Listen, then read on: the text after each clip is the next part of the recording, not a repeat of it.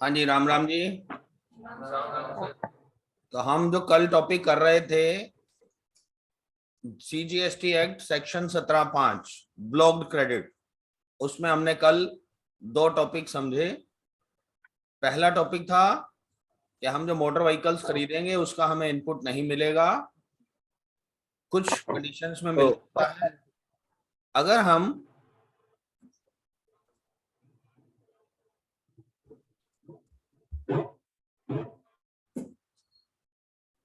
हम उसी ट्रेड में हैं, वही व्यापार करते हैं, तो इनपुट मिल सकता है। और दूसरा केस था कि अगर हम ट्रांसपोर्टेशन ऑफ गुड्स या सर्विस में हैं। उसमें एक चीज और आती है कि अगर आप ड्राइविंग स्कूल चला रहे हैं, ठीक है, अगर आप ड्राइविंग स्कूल चला रहे हैं तो भी आप इनपुट क्लेम कर सकते हैं। ठीक।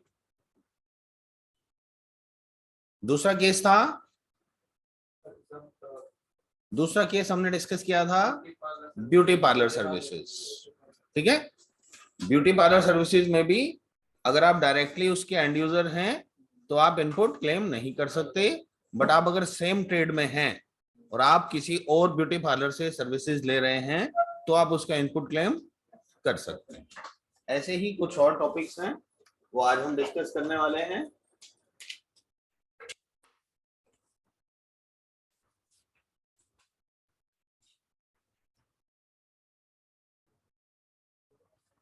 प्लास्टिक सर्जरी, अगर आपने प्लास्टिक सर्जरी कराई है तो उस केस के अंदर भी अगर डॉक्टर साहब ने या जो भी सामान लगा है उसमें आपको GST लगा के दिया गया है तो आप उसका इनपुट क्लेम नहीं कर सकते। बट यदि एक हॉस्पिटल किसी दूसरे हॉस्पिटल को बुला के उससे सेवाएं ले रहा है प्लास्टिक सर्जरी की, सेम ट्रेड के अंदर अलाउड है। ठीक है।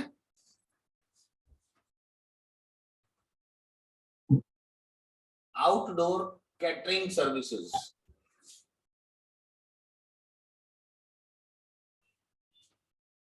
आउटडोर कैटरिंग सर्विसेज अगर आप ले रहे हैं तो उसके अंदर भी आपको इनपुट लेना अलाउड नहीं है। कैसे? आपने रामचाट वाले को ऑर्डर दिया कि हमारी एक बिजनेस की मीटिंग है, उस मीटिंग के लिए हमने शीश महल बुक किया है, उसमें करीबन हमारे 500 गेस्ट आएंगे, उन 500 गेस्ट के लिए खाने पीने का अरेंजमेंट करना है। उसने कहा 1000 रुपया प्लेट लूंगा, 5 लाख रुपए का बिल बनेगा। 5 लाख रुपए के बिल के ऊपर मैं आपका इतना GST लगा के आपको सेवाएं दूंगा। ठीक है, तो उस केस में क्या होने वाला है, हमें उसका इनपुट नहीं मिलेगा। ठीक। बट जिस दिन का हमने उसको कॉन्ट्रैक्ट दिया है उस दिन रामचाट वाला बिजी है, उसके बाद ऑलरेडी बहुत सारी बुकिंग्स हैं उस दिन की, तो वो हमारी बुकिंग ले तो बैठा बट अब उसके पास स्टाफ नहीं है। वो क्या करेगा, वो आउटसोर्स कर देगा। राम चाट भंडार किसी शाम चाट भंडार वाले को वो कॉन्ट्रैक्ट पास ऑन कर देगा 4.5 लाख रुपए में। ठीक है, बट कंडीशन क्या है कि शाम चाट भंडार वाले राम चाट भंडार की जैकेट डाल के खड़े होंगे और वहां पे नाम सिर्फ RCB कैटरर्स लिखा होगा, वहां पे शाम कैटरर्स का नाम नहीं आएगा। कोई बात नहीं, काम मिलने से मतलब 4.5 लाख रुपए मिल जाएंगे, उन्होंने वो काम ओट लिया। अब जो शाम कैटरर राम कैटरर को बिल देगा उसका इनपुट राम कैटरर ले सकता है। क्यों? सेम ट्रेड में है। सेम ट्रेड में होने की वजह से राम चाट का शाम चाट ने जो बिल दिया है उसका इनपुट राम चाट खुद तो ले लेगा, बट जो राम चाट हमें बिल करेगा हम उसका इनपुट नहीं ले पाएंगे क्योंकि हम उस ट्रेड में नहीं हैं। और catering services, outdoor catering services के ऊपर लगा हुआ GST उसके दायरे में नहीं आता कि हम उसका इनपुट क्लेम कर सकें। ये ब्लॉक्ड क्रेडिट के लिस्ट के अंदर है।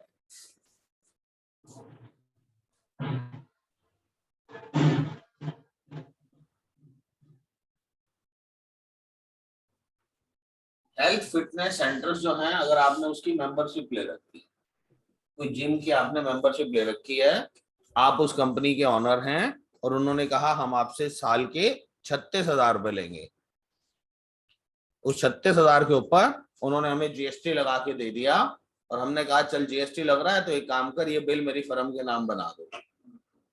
ठीक है। तो हेल्थ सेंटर्स या जो फिटनेस सेंटर्स हैं उसके द्वारा ली जाने वाली सर्विसेज भी ब्लॉक्ड क्रेडिट के अंदर आती है।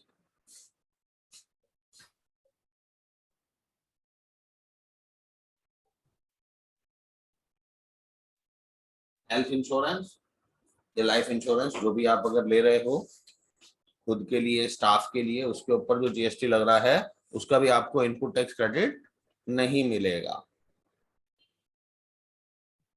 उस वाले इंश्योरेंस का क्रेडिट मिल सकता है जीएसटी का जो गवर्नमेंट की तरफ से कंपलसरी किया गया है। यदि गवर्नमेंट ने कहा है कि ये वाला बीमा कराना पड़ेगा तो उन बीमों का आपको इनपुट क्रेडिट मिल सकता है। ठीक है। आपकी गाड़ियां चलती हैं, गाड़ियों के आपने बीमे करा रखे हैं, जो आपकी पर्सनल गाड़ी है उसका कोई क्लेम नहीं मिलेगा। ठीक। पर्सनल गाड़ी के ऊपर होने वाले खर्चों का भी कोई क्लेम नहीं मिलता जीएसटी का। गाड़ी की मेंटेनेंस करा रहे हो पर्सनल गाड़ी की, उसका बिल फर्म में ले रहे हो, वो माइनस हो जाएगा, वो नहीं मिलेगा। ठीक है। कमर्शियल गाड़ी है उसका आप ले सकते हो। ओके। अब उसमें गवर्नमेंट की तरफ से थर्ड पार्टी इंश्योरेंस वगैरह कराना जरूरी है, तो उसका जो आप क्लेम है वो ले पाओगे। जो गवर्नमेंट की तरफ से कंपलसरी नहीं है उसका इनपुट क्लेम नहीं मिलेगा। ठीक है। तो अभी हमने कल जो दो चीजें सीखी थी, मोटर व्हीकल्स, उससे दूसरा ब्यूटी पार्लर सर्विसेज नहीं मिलेगा। अब एक आता है वर्क्स कॉन्ट्रैक्ट। जो ठेकेदार हैं, बिल्डिंग कंस्ट्रक्शन का आपका ठेका ले लिया उन्होंने, वर्क्स कॉन्ट्रैक्ट का अगर आपने ठेका किसी को दिया है, उन्होंने आपको बिल दिया है, तो उसके ऊपर जो आपको जीएसटी लगा के दिया गया है उसका इनपुट आप क्लेम नहीं कर सकते। हाँ, अगर आप एक और कॉन्ट्रैक्टर हैं, एक कॉन्ट्रैक्टर ने दूसरे कॉन्ट्रैक्टर को बिल किया है, सेम ट्रेड है, तो उसको अलाउड है। और आपको भी अलाउड है सिर्फ उन केसेस में अगर वो कंस्ट्रक्शन जो है वो प्लांट एंड मशीनरी की गई है या उससे जुड़ी है, कोई बिल्डिंग आप बना रहे थे, उसका जो कॉन्ट्रैक्ट का ठेका आपने दिया, जो प्लांट एंड मशीनरी की सेटअप के लिए जो आपने वर्क्स कॉन्ट्रैक्ट दिया हुआ है किसी को, उसके ऊपर जो जीएसटी लग के मिलेगा उसका आप इनपुट क्लेम कर सकते हैं, अदरवाइज आप इनपुट क्लेम नहीं कर पाएंगे। ठीक है। तो इस टाइप से हमने आपको कुछ सर्विसेज बताई हैं जिसके ऊपर आप, गुड्स भी हैं इसमें, मोटर व्हीकल गुड्स आ गया, जिसके ऊपर आप इनपुट क्लेम नहीं कर सकते, ये कहलाता है नेगेटिव लिस्ट ऑफ आईटीसी या इनएलिजिबल क्रेडिट या सेक्शन 17(5) के तहत ब्लॉक्ड क्रेडिट।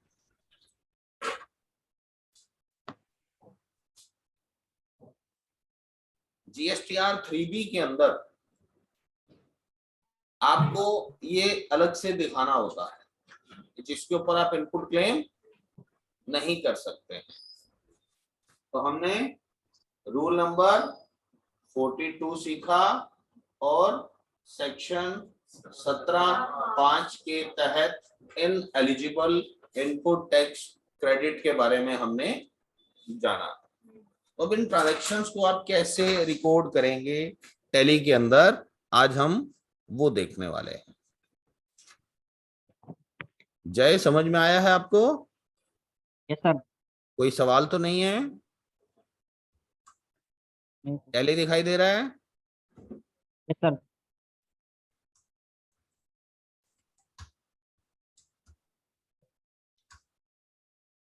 ये हमारा 3B है।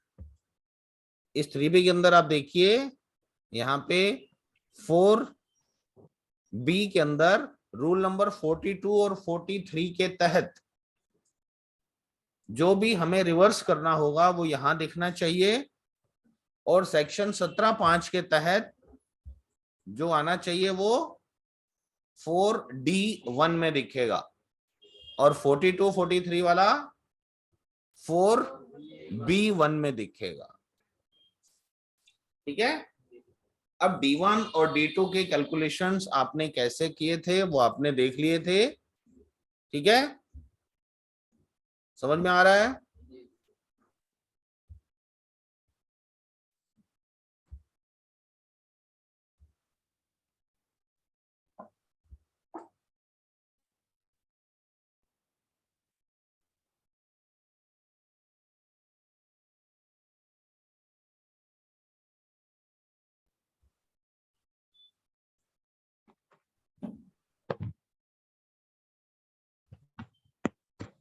एक बिल डाल रहे हैं हम यहां बोल रहे हैं हेल्थ इंश्योरेंस कंपनी, ठीक है, ये क्रेडिटर है, हरियाणा की ही है,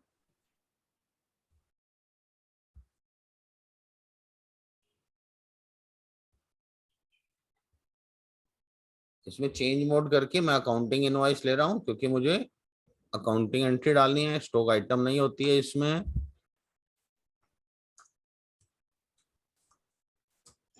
हेल्थ इंश्योरेंस सर्विसेज, ठीक, ये मेरा इनडायरेक्ट एक्सपेंस है, इसके ऊपर मैंने कहा जीएसटी लगेगा,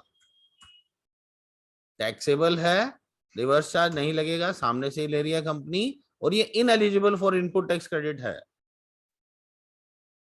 ओके, यहाँ पे मैंने बताया कि इस पे 18% टैक्स लेगी कंपनी, ये सर्विस कैटेगरी में आता है, ठीक है। 10,000 रुपए का हमने हेल्थ इंश्योरेंस ले लिया, अब उसके ऊपर सीजीएसटी और एसजीएसटी लगा के हमें कंपनी ने 11,800 का बिल दे दिया है, ठीक है।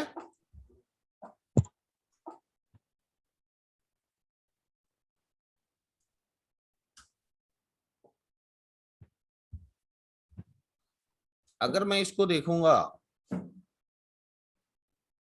ये देखिए सेक्शन 17(5) के तहत ले गया उसको वो in eligible input tax credit में,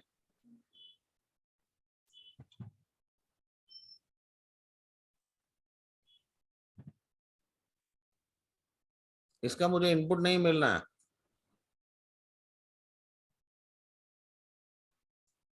और ये जो ऑल अदर और आइटम, हाँ जी, फर्म का बीमा करवा रखा हो तब।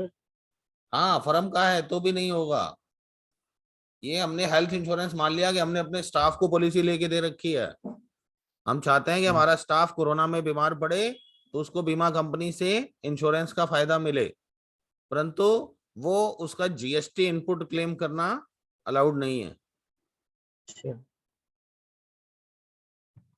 ठीक है। ठीक है।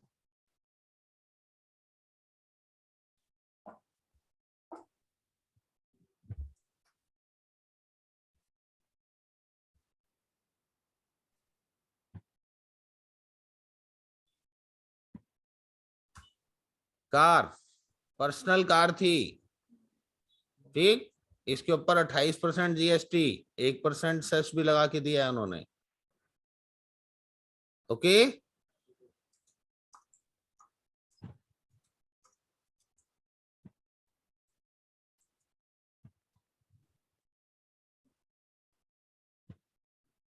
कार को किस में लूंगा,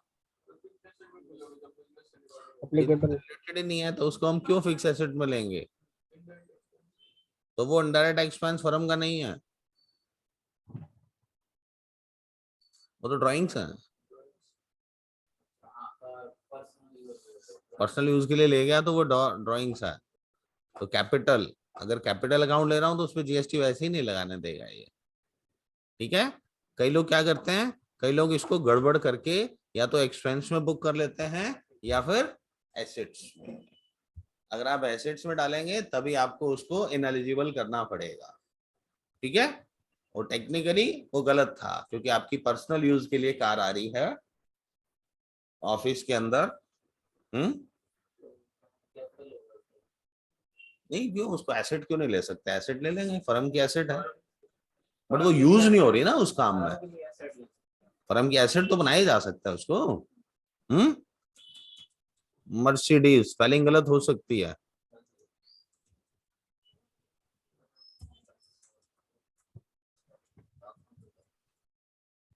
ये लीजिए, हमने कहा 28% है और इस पे 15% सेस भी है।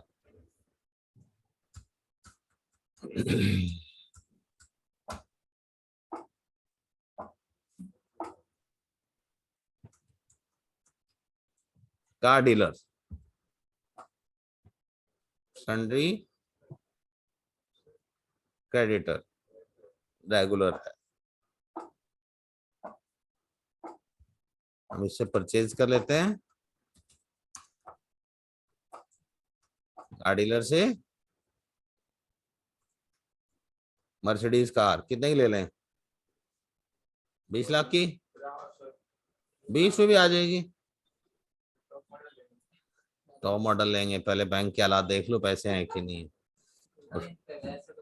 नहीं, किस्तें भरने का जुगाड़ नहीं निकलेगा, आजकल कोरोना चल रहा है।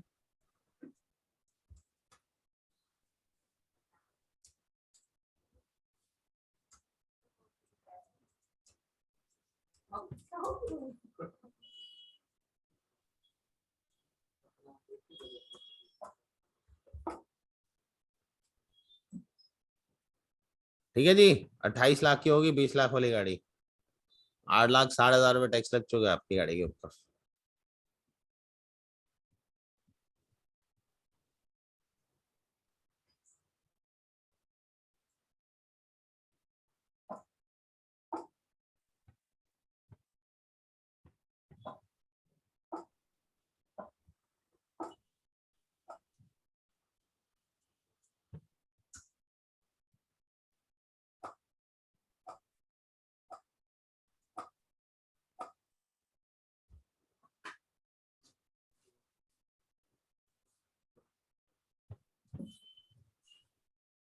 ठीक है, आपके रिटर्न कह रही है कि इसका इनपुट नहीं मिलेगा, बट आपका ट्रायल बैलेंस क्या कह रहा है? आपका ट्रायल बैलेंस कह रहा है कि भाई साहब मैंने तो इसका इनपुट ले लिया, 3 लाख सेस का ले लिया, 2,80,000 सीजीएसटी का ले लिया ना, और ये हेल्थ इंश्योरेंस का भी 900 ले रखा है इनपुट, इसके बैलेंस में दिखाई दे रहा है, तो इसको कैसे गायब करेंगे? ट्रायल बैलेंस में से हटाना पड़ेगा ना। नो, टैक्स लायबिलिटी क्यों इंक्रीज करनी है? अभी क्या करना है मुझे? 280, 280, 3 लाख। अब रिटर्न में है और वहां पे नहीं है, तो मुझे इसको वापसी करना पड़ेगा। वापसी कैसे होगा? जर्नल। अब मेरी कार की कीमत क्या है? 28,60,000 दे रखे हैं, इनपुट नहीं मिल रहा। अगर इनपुट नहीं मिल रहा तो वो जो टैक्स का अमाउंट है वो मेरी कॉस्टिंग हो गई, टैक्स का अमाउंट मेरी कॉस्टिंग हो गई। अपने तो लगे हैं ना, इनपुट मिलना नहीं है तो क्या करूं उसका? उस अमाउंट को मैं गाड़ी की कीमत में जोड़ दूंगा, नेचुरल सी बात है। हेल्थ इंश्योरेंस, कंपनी कहती है 10,000 का बीमा है, मेरे को कितने का पड़ गया? 11,800 का, क्योंकि 1,800 रुपये मैंने टैक्स भी तो दिया है। वो टैक्स तो मुझे आप दे नहीं दे, तो मैं क्या करूंगा? उसको अपना खर्चा तो मानूंगा। अगर आप टैक्स मुझे देते तो मैं उसको अपनी एसेट्स सॉर्ट ऑफ थिंग मांग चल सकता था कि मेरा वो रिकवरेबल टैक्स है, ठीक है ना। अब वो मुझे नहीं मिलने वाला है, नहीं मिलने वाला है, तो मुझे जर्नल एंट्री के through debit health insurance services 1,800 रुपए से क्रेडिट सीजीएसटी, और अब क्या होगा? अब चल के देखें उसको, ट्रायल बैलेंस को। ट्रायल बैलेंस में क्या कहता है? ये liabilities duties and taxes CGST 900 आए थे, 900 चले गए।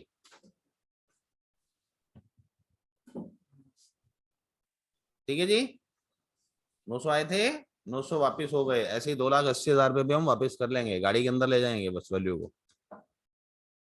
ओके, डेबिट मर्सिडीज की car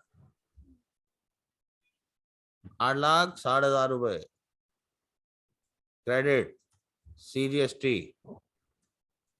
280, credit SGST 280, cess cess भी नहीं मिल रहा है, तभी क्या हो गया मेरा? Display trial current liability duties and taxes ये देखिए CGST में से 2,80,900 रुपये बाहर निकल गए हैं, जो मुझे नहीं मिलने वाला था, राइट। और उधर से मेरी फिक्स एसेट्स में मेरी गाड़ी कितने की हो गई है, 28,60 की, जबकि बिल के हिसाब से 20 लाख प्लस टैक्स थी, और 8,60,000 रुपये ये हम ट्रांसफर करके उसको गाड़ी में ट्रांसफर कर दिया। उस 8,60,000 को भी हम अपनी गाड़ी की कीमत ही मानेंगे, क्योंकि हमने गाड़ी के लिए ही खर्च किया ना वो। ठीक है, तो उधर से मेरी 3B पूरी हो गई।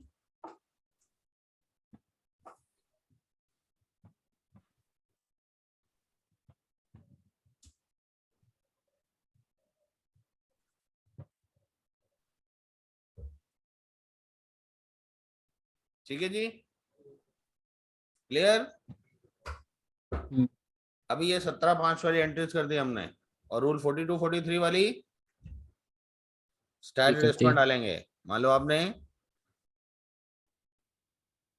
Reversal of input tax credit, कैसे कहते हैं, एग्जाम और नॉन बिजनेस सप्लाईज के लिए 42(1)(m), ये सेक्शन नंबर है उस रूल के आगे, जो उसका सेक्शन होगा ना 1, और उसमें पॉइंट नंबर M में ये लिखा है कि ये वो वाला हम GST वापस कर रहे हैं जो हमने, हमारा एलिजिबल नहीं बनता था नॉन बिजनेस एक्टिविटीज के लिए, जो GST यूज कर लिया गया है, वो हमें वापस करना होगा। ठीक है, और ये 42(2)(a) क्या कहता है, ऑन अकाउंट ऑफ क्लेमिंग मोर, अगर किसी चीज का हम गलती से ज्यादा ले चुके, ठीक है, कई बार क्या होता है, हम सोचते हैं वो आइटम 18% की है, 28% की है, हमने एक बार डाल के इनपुट क्लेम कर लिया, बिल अभी आया नहीं है, हमने एक्स्ट्रा ले लिया रिटर्न के टाइम पे, और वो फिर हमें वापस करना पड़ेगा। ठीक है, किसी वजह से अगर आप ज्यादा क्लेम ले चुके हो तो आपको रिवर्स करना पड़ेगा, वो भी 42 के अंदर ही जाने वाला है। कैलकुलेशंस जो आपकी नॉन बिजनेस और एग्जाम सप्लाईज के लिए थी, जैसा कि हमने कल बोतल के एग्जांपल से भी समझा और एग्जांपल से भी समझा, इसके लिए और वीडियोस भी हैं, मैं आपको उसका लिंक भी भेज दूंगा। आपको इस टाइप की एडजस्टमेंट एंट्री डालनी पड़ेगी रूल नंबर 42 के लिए भी और 43 के लिए भी। ठीक है, ठीक है सर। अब देखो इसके सारे रूल पढ़ लो एक बार, किस किस केस में आपको इनपुट टैक्स क्रेडिट वापस करना होता है। रूल 42 43 का भी इनपुट वापस करना होता है, इंपोर्ट ऑफ सर्विसेज के लिए भी वापस करना होता है। इन एलिजिबल क्रेडिट, कोई आप क्लेम कर चुके हो और वो 17/5 का था, तो उसको भी वापस करना होता है। ISD क्रेडिट नोट, अगर इनपुट सर्विस डिस्ट्रीब्यूटर का क्रेडिट नोट आ गया है तो भी आपको वापस करना पड़ेगा रूल 39 के अंदर। नॉन पेमेंट टू सप्लायर, अगर आपने किसी सप्लायर को उसके पैसे नहीं दिए हैं और 180 दिन से ज्यादा समय बीत चुका है, तो आपको वो वाला इनपुट लेने का भी कोई अधिकार नहीं है। जिस सप्लायर से आपने माल खरीदा उसको आपने 180 दिनों तक पैसा नहीं दिया, तो आपको उसका इनपुट वापस करना पड़ेगा, ये भी रूल है। तो इस तरीके से देखा जाए तो GST सप्लायर की फेवर में भी है। ठीक है, अगर कोई पार्टी आपकी 6 महीने तक आपको पैसा नहीं देती है, तो आप गवर्नमेंट में कंप्लेंट करके कम से कम उसका जो GST आपने पे कर रखा है उसका रिवर्सल तो क्लेम किया जा सकता है। ठीक है, परचेज अंडर रिवर्स चार्ज, अगर परचेज अंडर रिवर्स चार्ज किया था उसका भी ITC रिवर्स करना है तो भी किया जा सकता है। ये डिफरेंट डिफरेंट सिचुएशंस हैं, ये जैसे जैसे आपको इन चीजों की जरूरत पड़ेगी, यहाँ पे तो मैं सिर्फ एक पॉइंट के तौर पे आपको दिखा रहा हूँ, बट प्रैक्टिकली जब आप इन चीजों को यूज करोगे, आप उस रूल के बारे में और ज्यादा स्टडी करोगे। बट ये एक ओवरव्यू आपको इसलिए दिया जा रहा है कि ऐसी ऐसी सिचुएशंस बिजनेस में अराइज हो सकती हैं। ठीक है, हमने कोशिश की है कि हमारा जो ये 3 से 4 महीने का कोर्स है, इसके अंदर हम आपको वो चीजें भी बताने की कोशिश करें जो हमने यूजुअली हमारे 1 साल के कोर्स के लिए बना के रखी थी। ठीक है, समझ में आया? तो ये इस तरीके से आप अपनी एंट्रीज पोस्ट कर पाएंगे। सेक्शन 17(5) की एंट्री हमने पोस्ट कर दी है, रूल 42 वाली भी आप यहाँ पे ऐसे पोस्ट कर सकते हैं।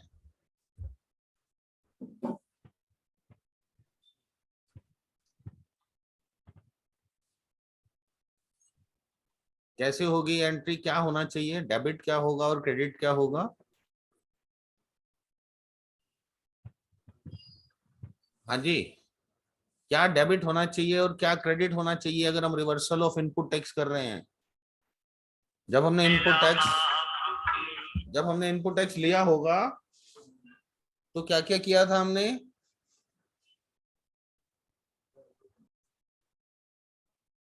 जब हम परचेज करते हैं तो हमारा सीजीएसटी, एसजीएसटी या आईजीएसटी अकाउंट जो होता है वो डेबिट हो जाता है। इसका मतलब हमने डेबिट तो किया हुआ है, उस परचेज की एंट्री डाल रखी है, तो वो डेबिट आया हुआ होगा हमारे लेजर के अंदर। ट्रायल बैलेंस में सीजीएसटी, एसजीएसटी डेबिट हो चुके होंगे परचेज की वजह से। अब हमें उसको रिवर्स करना है, तो क्रेडिट करना पड़ेगा। अब क्रेडिट करना पड़ेगा तो डेबिट क्या होगा?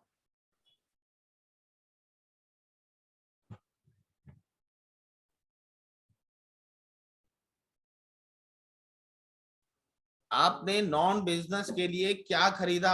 स्टेशनरी खरीदी थी, मोबाइल खरीदा था, या क्या खरीदा था? ये आइटम टैक्स में से निकल के, ये जो अमाउंट है ये टैक्स में से निकल के उसका पार्ट बनेगा, जो चीज खरीदी गई थी। जैसे हमने गाड़ी के केस में किया, गाड़ी के केस में जो टैक्स दिया था, ठीक है, क्या टैक्स को हमने पहले डेबिट कर लिया था, फिर वापस हमने टैक्स क्रेडिट किया, तो डेबिट किसको किया? गाड़ी को या हमारे हेल्थ इंश्योरेंस के खर्चे को। ऐसे ही इसमें जो चीज आपने खरीदी होगी, आपने कोई अगर रॉ मटेरियल खरीदा था जिसका आपको इनपुट नहीं मिलने वाला है, तो उस रॉ मटेरियल की कॉस्ट में ऐड हो जाएगा, क्योंकि उसका इनपुट नहीं मिला मुझे। ठीक है, या मैं उसको अपना एक्सपेंस भी मान लूंगा। परचेज क्या है? बाय नेचर एक्सपेंस है ना, परचेज बाय नेचर एक्सपेंस होता है ना। ठीक है, ITC not eligible under rule 42। अगर इस टाइप का एक लेजर बना दूं मैं, तो मुझे ये सारे साल की बुक्स में ये भी दिखाई देगा कि कितना आईटीसी ऐसा था जो मुझे रिवर्स करके, ठीक है, तो अल्टीमेटली परचेज में जाएगा तो भी, और अगर मेरे उसमें स्टॉक में जाएगा तो भी, और अगर मेरे एक्सपेंसेस में जाएगा तो भी मेरे पीएनएल को प्रभावित करने वाला है। अगर ये टैक्स के हेड में रहता तो मेरी बैलेंस शीट को प्रभावित करता, अभी ये मेरे प्रॉफिट एंड लॉस को प्रभावित करेगा। ठीक है, तो आज के लिए ठीक है इतना ही है। आज हमने हमारी 3B के अंदर रिवर्सल इनएलिजिबल का भी करके देख लिया है, रूल 42 का भी करके देख लिया है। तो अब आप लोगों के लिए होमवर्क है कि आपको आज रूल 43 का वीडियो देख के आना है। कल की क्लास में हम रूल 43 डिस्कस करेंगे, और फिर एक क्लास लगेगी हमारे को जिसमें हम पेनल्टीज और वो डिस्कस कर लेंगे। लास्ट का दिन मैं बचा के रखना चाहता हूं सैटरडे का, जिसमें हम ई वे बिल और ई इनवॉइसिंग के बारे में डिस्कस करेंगे। ठीक है, सर, इस उनका तरीके से। लिंक शेयर कर देना वीडियो को। हाँ, वीडियो का लिंक आपको ग्रुप में डाल ठीक है। देंगे बेटे। तो आज के लिए इतना ही, धन्यवाद।